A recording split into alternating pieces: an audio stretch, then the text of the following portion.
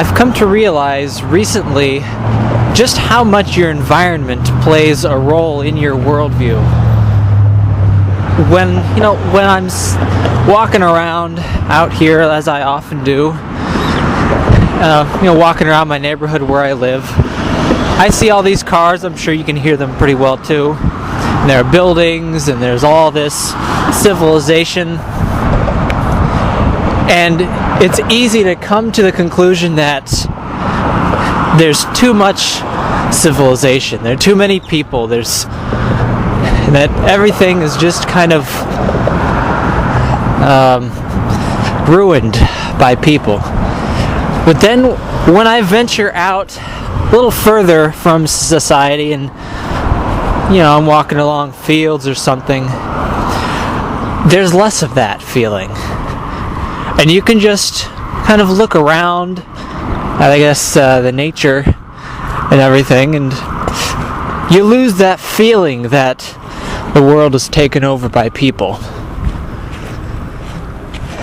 And then when I'm sitting down at the computer, as I also often do, perhaps too often,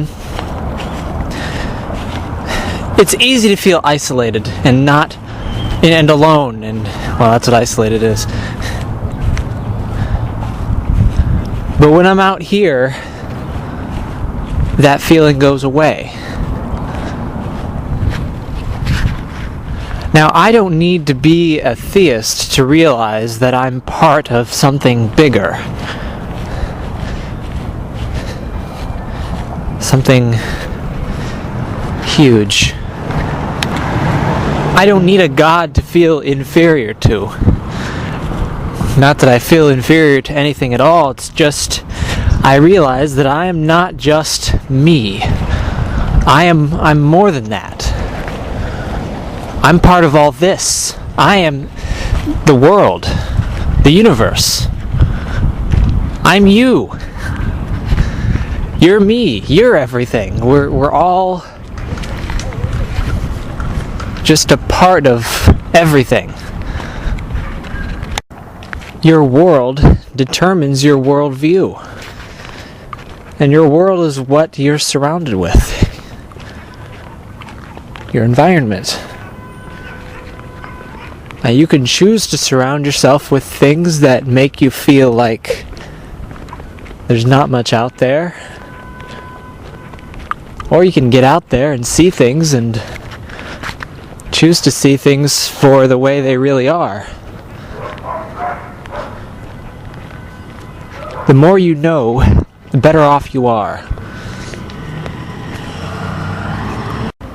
And the more you realize you don't know, the more you stand to learn.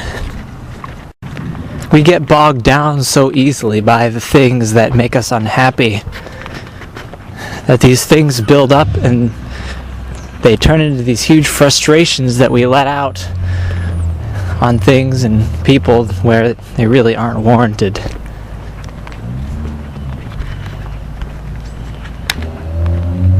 It's easy to become very tough on the human race for the mistakes it's made because there's so much to be angry about. And this anger is natural, but we need to keep in mind where that anger comes from and where it belongs, how it can be useful.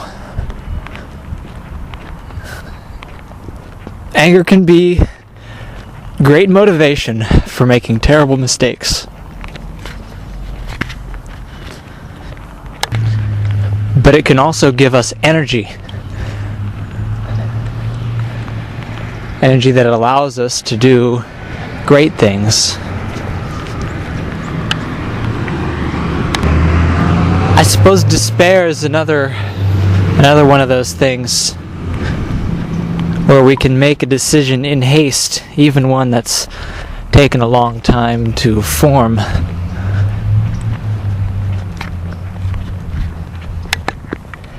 It's just that when we act to relieve a feeling, it's like taking Tylenol to relieve cold symptoms and expecting that to cure the cold. That's not what's going to fix it. cold really, at present, has no cure. All you can do is wait for it to pass. And I think the same is true of despair and anger. You just have to let them pass and don't make any hasty decisions. Even if the decision doesn't feel hasty. The best thing to do is to prevent the conditions that cause the cold, or the anger, or the despair.